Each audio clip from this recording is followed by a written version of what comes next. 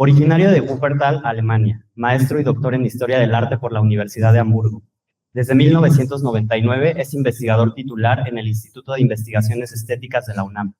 miembro nivel 3 del SNI y nivel D del PRIDE. Ha sido vicepresidente del Comité Internacional de Historia del Arte y colaborador de la UNESCO. Sus líneas de investigación incluyen el imaginario globalizado de la megaciudad de México, la geoestética, la cultura neobarroca y las utopías arquitectónicas del siglo XX. Ha sido profesor visitante en varias universidades alemanas, destacando la cátedra Avi Warburg y el Presidential Fellowship en Regensburg. Coordina proyectos interdisciplinares en la UNAM y actualmente participa en el proyecto GeoCity del CONACYT. Es miembro honorario de la Asociación Geoparque Mundial Comarca Minera y fundador de seminarios como el SUGEO UNAM. Cuenta con una amplia experiencia docente y curatorial, además de una prolífica producción académica, con 6 libros, 74 artículos especializados y más de 150 conferencias nacionales e internacionales. Ha dirigido más de 90 tesis y asesorado múltiples proyectos postdoctorales. Su destacada trayectoria lo convirtió en merecedor del Premio Universal Universidad Nacional 2024 en Investigación en Artes. Le dejo la palabra al doctor y le agradezco mucho por su presencia. Muy buenos días a todos ustedes. Les voy a presentar un acceso diferente a la obra de Eugenio Landesio, específicamente desde la geoestética, y voy a empezar sobre la relevancia y la revaloración de la obra de Landesio, más allá de una noción nostálgica. Es una obra que nos hace pensar sobre el estatus, la condición ambiental que estamos viviendo en esos paisajes que pintó Landesio. Si hablo de la ecoestética, conviene definir la estética en el sentido aristotélico como cognición sensorial, es decir, en el momento cuando veo un cuadro de Landesio, se activan diferentes conexiones neuronales y se genera un conocimiento, en ese caso sobre las cuestiones ecológicas, es decir, digamos, la percepción de un cuadro no solamente es un deleite, sí es, por eso estamos aquí en un museo viendo esta obra magnífica, pero también nos hace pensar, nos estimula, digamos, una cognición diferente en términos de la ecología. Y entonces la imagen sirve como un catalizador del conocimiento, en este caso ambiental, y una de las referencias claves de mi trabajo sobre la ecoestética y también la geoestética es la obra de Alexander von Humboldt, que vemos aquí en un retrato en un estudio botánico. Humboldt, quien en su segundo tomo de su magna obra El Cosmos, claramente relaciona los dos modos epistémicos de la investigación científica con la medición de los datos del medio ambiente, con una indagación estética del paisaje. Y aquí, digamos, una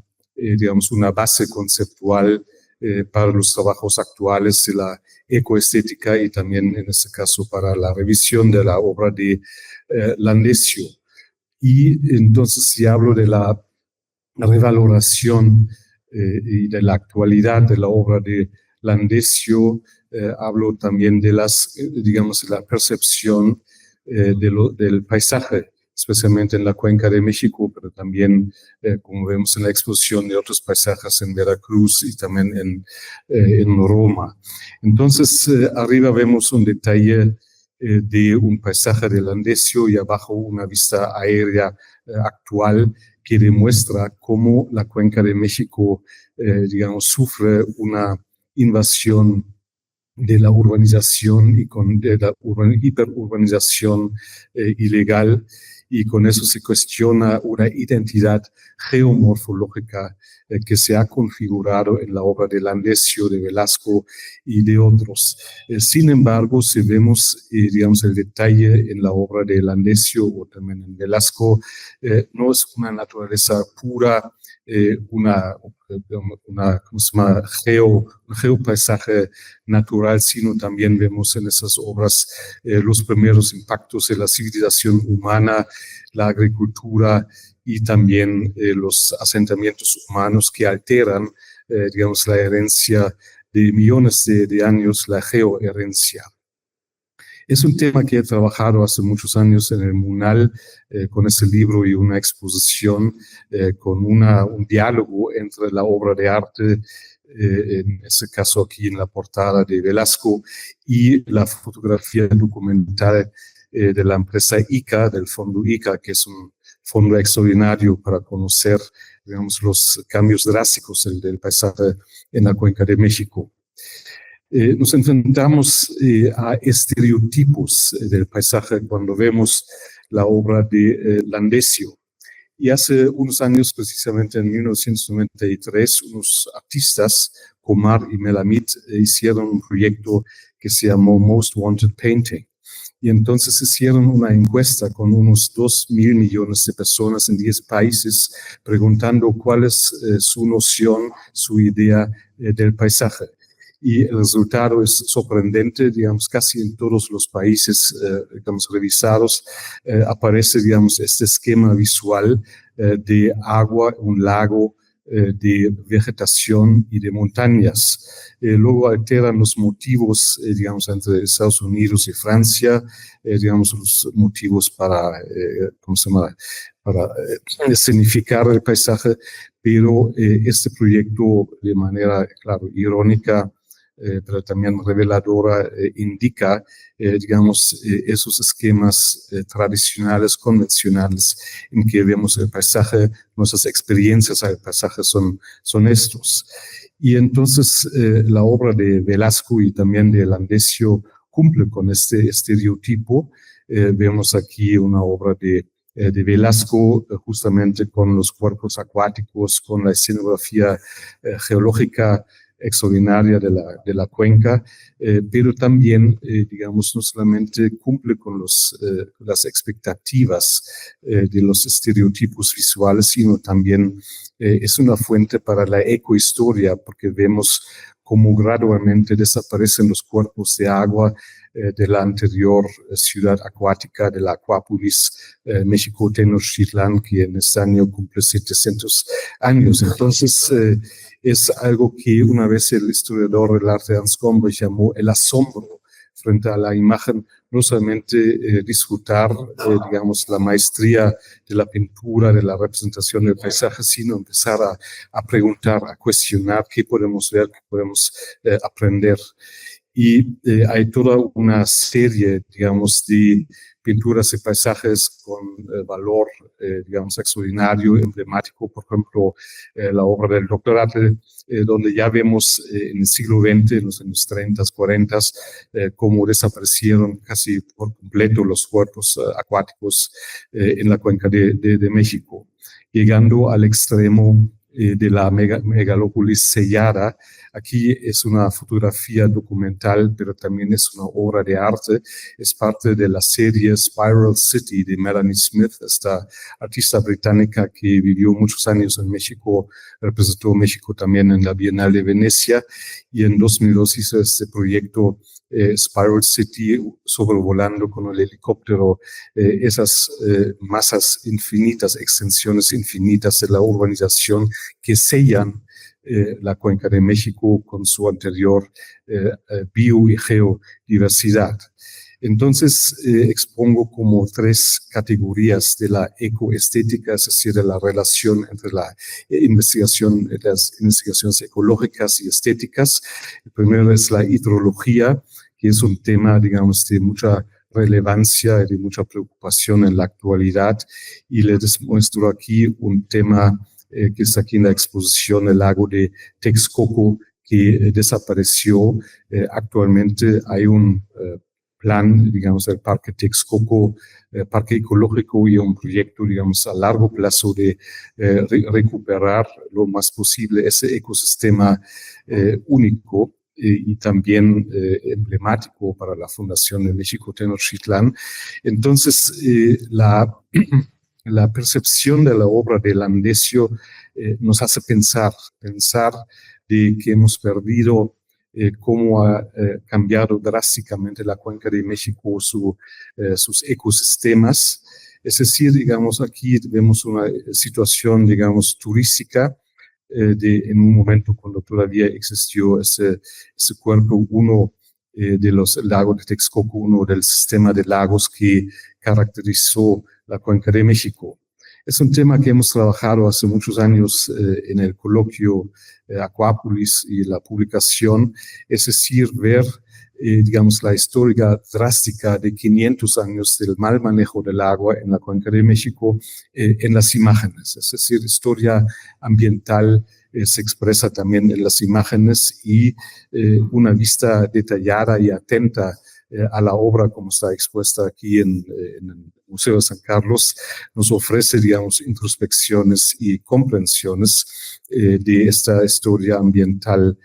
drástica que expone un tema y problema de mucha importancia vital en la actualidad. Y una actualidad que está determinada por, digamos, la desecación casi completa de la cuenca y por también esos intervenciones perversas como el agua artificial en el centro comercial Oasis en Coyoacán. Es decir, el cinismo del consumismo es que mientras la ciudad sufre, digamos, condiciones hídricas muy, muy críticas, entre, digamos, el exceso de las lluvias que tenemos ahora en la época de lluvias y la sequía, digamos, para aumentar el consumismo, generan un lago artificial y hacen un oasis para, digamos, el consumo, o aún más extremo, en los alrededores del centro comercial en Interlomas, pusieron esas palmeras que nada más son rebanadas de concreto que demuestran la silueta, digamos, de una de palmeras. A ese grado de perversión ya llegamos, y si lo comparamos esas imágenes con las imágenes de Landesio, de Velasco, fácilmente podríamos caer en la trampa, pero también como desde Humboldt, Alexander von Humboldt, podemos lanzar una crítica ambiental.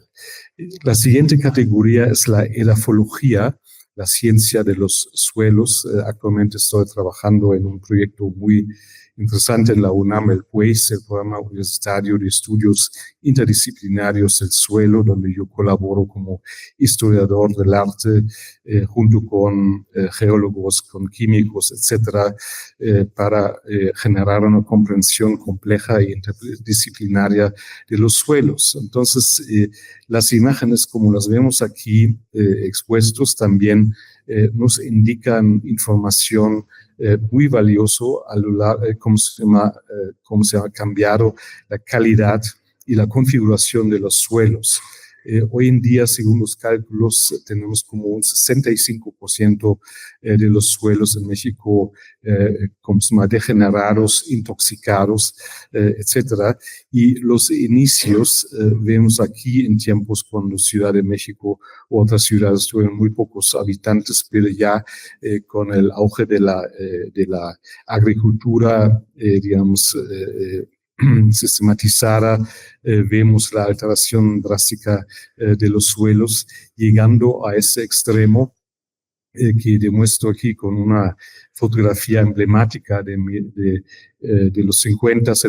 del siglo pasado, de la Fundación ICA, de la producción del cemento, ese material emblemático de la arquitectura moderna contemporánea, y de parte de la tecnomasa que aplasta la cuenca de México. Es decir, es una fotografía aérea que demuestra cómo el paisaje todavía no urbanizado, hoy ese paisaje está completamente urbanizado, se reduce a un recurso económico y no como un valor en sí. Vemos la erosión, digamos, del paisaje, vemos también la contaminación atmosférica por la cocción en altos grados. La producción del cemento es una de las producciones más contaminantes y responsable para, digamos, la contaminación atmosférica a un alto grado en el mundo. La siguiente categoría es la meteorología, es decir, digamos, las ciencias que se dedican a la comprensión del clima, y de la configuración de las nubes. Vemos aquí arriba un detalle de una obra de Landesio que se inserta a la tradición de los pintores como son ingleses y alemanes a inicios del siglo XIX, quienes con su pintura, con su representación del fenómeno muy complejo de las nubes, contribuyeron a la configuración de la ciencia del cielo. Entonces, quienes trabajan esos temas saben que difícil es, por ejemplo, solamente describir esas formaciones de nubes. Hay como categorías básicas por Luke Howard, un inglés a inicios del siglo XIX, pero también hay muchas subcategorías de altocúmulos, estratos, etcétera, etcétera. Y también sabemos que las nubes, que son un factor determinante para el clima, son también una estética de la contaminación por los aerosoles. Obviamente, digamos, en los tiempos de Landesio y Velasco no era tanto la contaminación, más bien por la agricultura, por el metano y también en algunos casos por la industria temprana, ¿cómo se llama? El ferrocarril, pero también como demuestra ese detalle, digamos, del cuadro de Texcoco de Landesio, ya con la contaminación por las maquinarias con energía fósil, que luego, digamos, esa contaminación se mezcla, se altera con la configuración específica de nubes en las alturas de la Cuenca de México, es decir, digamos, se genera una estética del cielo que es como una imagen típica del antropoceno, de la época en que vivimos, que demuestra esas imágenes de la Cuenca de México con una capa de smog que casi ya no deja ver la escenografía extraordinaria de las montañas en la cuenca. Y entonces quiero terminar esta breve presentación con una reflexión cómo sería hoy digamos, la representación del paisaje y de sus configuraciones ecológicas. Sigue la representación realista, entre comillas, digamos, en las fotografías de revistas, de libros con la fotografía del paisaje, pero también existe el arte conceptual para representar lo que es el antropoceno, esa categoría no oficial en que el ser humano se expresa como una fuerza geológica, lo que demuestra esa imagen, digamos, aérea de la hiperurbanización de la Cuenca de México. Entonces, que representa el dato científico que presentaron unos científicos ingleses hace unos años,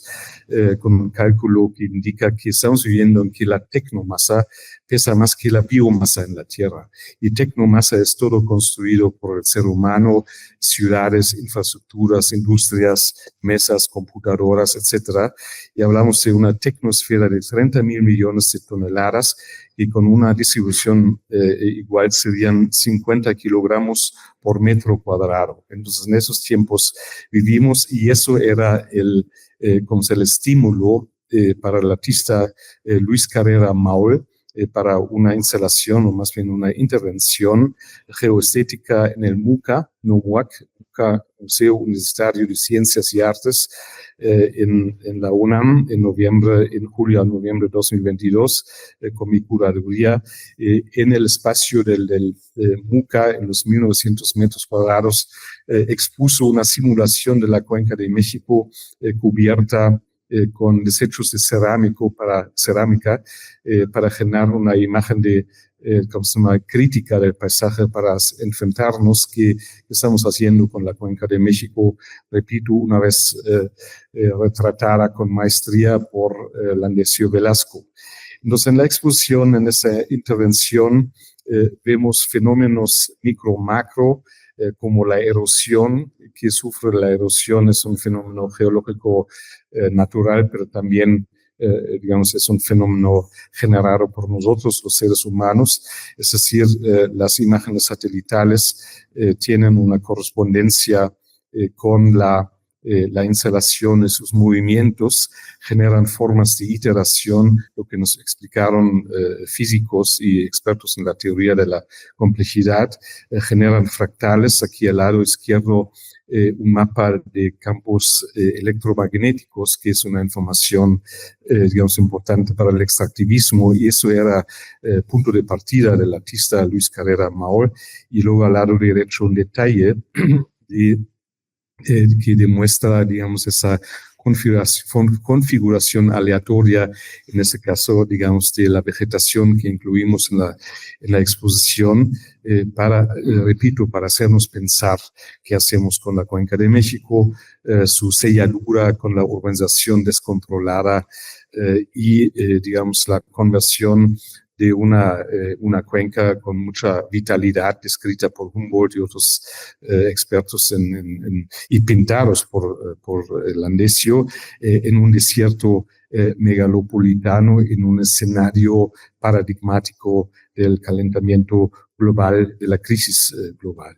Y con eso termino aquí con una imagen que demostró que el núcleo verde de la explosión Stratum era una acumulación de vegetación que creció libremente a lo largo de las 14 semanas de la exposición. Luego fungió como artista, pintó la basura de la cerámica. Entonces era una imagen transitable, una alternativa que es como sirve como comparación con los paisajes idílicos que vemos aquí en la exposición sobre Landesio. Muchas gracias.